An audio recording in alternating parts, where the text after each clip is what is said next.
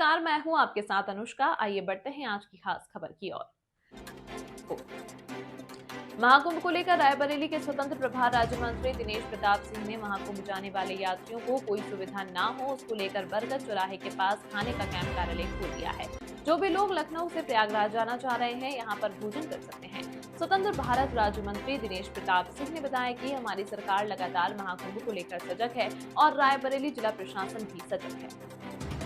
सरकार और पूरा सरकारी तंत्र, अब बीजेपी आपकी पार्टी भी आ गई, तो किस प्रकार से सेवा अभियान चलेगा?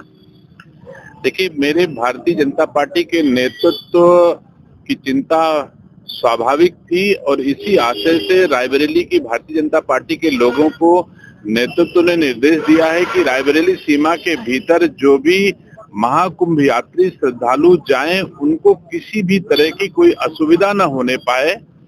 मुझे गर्व है कि भारतीय जनता पार्टी का एक एक कार्यकर्ता तैयार है, जब भी कभी कोई आवश्यकता पड़ेगी श्रद्धालुओं को भोजन, पानी, रहने, खाने सारी सुविधा यहाँ पर उपलब्ध है। और हमारी भारतीय जनता पार्टी की ओर से ये कैंप आज स्थापित किया गया है कि यहाँ पर जो लोग भी आते जाते रहेंगे, जिन्हें भी महसूस होगा, उनको खाना पानी यहाँ पर मिलता रहेगा।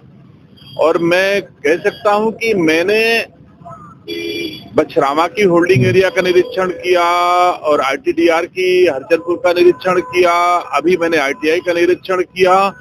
एक साथ 10,000 लोग वहां रह करके भोजन कर सकते हैं, रुक सकते हैं, पानी पी सकते हैं, उनके लिए शौचालय की सुविधा है। ऐसी व्यवस्था हमारे रायबरेली के प्रशासन के द्वारा किया गया है कि किसी भी प्रकार की चिंतित होने की आवश्यकता नहीं है। फिर भी अभिभावक हैं पार्टी के वरिष्ठ लोग, उनकी चिंता स्वाभाविक है और मुझे गर्व है कि मैं जिस पार्टी का हिस्सा हूं, उस पार्टी के नेतृत्व के निर्देश में हमारी पूरी भारतीय जनता पार्टी आज रायबरेली की खड़ी है। और हजारों में नहीं, लाखों लाख में लोग अगर आ जाएंगे तो रायबरेली के सम्माननीय नागरिक जो है किसी को भूखा रहने नहीं देंगे। यही उद्देश्य आज है पार्टी के निर्देश से श्रद्धालुओं की सेवा करना, यही निर्देश मिले जिसके क्रम में हम लोग इस कार्यक्रम का आयोजन कर रहे हैं। श्रद्धालुओं की सेवा की बात की जा रही है, विपक्ष लगातार अव्यवस्थाओं का जो बात है वो सामने रखता है, वो चाहे सोशल मीडिया के माध्यम से हो चाहे बयानों के माध्यम से। इतिहास साक्षी है कि अगर अव्यवस्था होती तो अब तक 50 करोड़ लोग पहुंच करके दिव्य कुंभ में स्नान कर चुके हैं। तो अव्यवस्था किसको हो रही है? विपक्ष को रही है कि एक साथ 50 करोड़ धर्मावलंबी, सनातन धर्मावलंबी लोग जो हैं एक साथ इकट्ठा हो रहे हैं। ये बहुत बड़ी ताकत है। तो उनको तो भारतीय जनता पार्टी और भारतीय संस्कार संस्कृति के अनुयायियों से खतरा हो रहा है, इसलिए वो चिंतित हैं। व्यवस्था जिसको मिलनी चाहिए व्यवस्था दे रही है।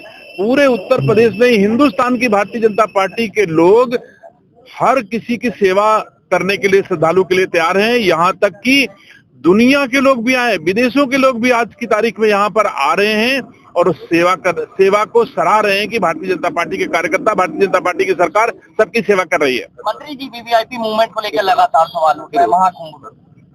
देखिए, वीवीआईपी मूवमेंट, जिसको आप वीवीआईपी मूवमेंट कहते हो, वो भी हमारे भारत सरकार का, भारत देश के नागरिक हैं। आप मुझे बताओ, जिन्हें वो वीवीआईपी कह देते हैं, खुद को वीवीआईपी नहीं कहते हैं। मुझे दुख होता है, संत का चोला ओढ़ करके भी लोग चांदी के सिंहासन पर बैठ करके भी और कहते हैं वीवीआईपी व्यवस्था है, तो खुद वीवीआईपी व्यवस्था छोड़ दिया जाए।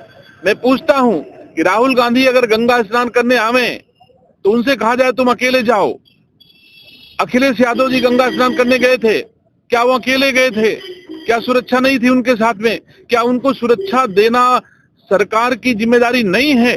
तो सरकार अपनी जिम्मेदारी, अगर वीआईपी कोई भी व्यक्ति स्नान करने जाएगा तो उसको सुरक्षा देना हमारा धर्म है, हमारा कर्तव्य है और वीआईपी को भी आना चाहिए। मैं आदर से आमंत्रित करता हूं देश के सारे वीआईपी को। हमारे देश के राष्ट्रपति से बड़ा कोई वीआईपी नहीं होता और वो आई है तो सबको आना चाहिए।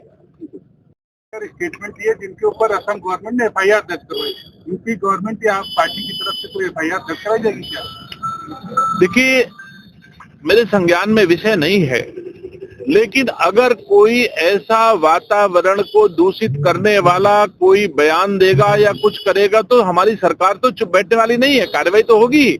अगर ऐसा कोई विषय आएगा तो आपको पता है कि हमारे राज्य की पुलिस लगातार हर एक पोस्ट पर निगरानी कर रही है। जो भी पोस्ट ऐसी करेगा, जो भी ऐसे बयान देगा, उसके खिलाफ कार्रवाई होगी। Thank you.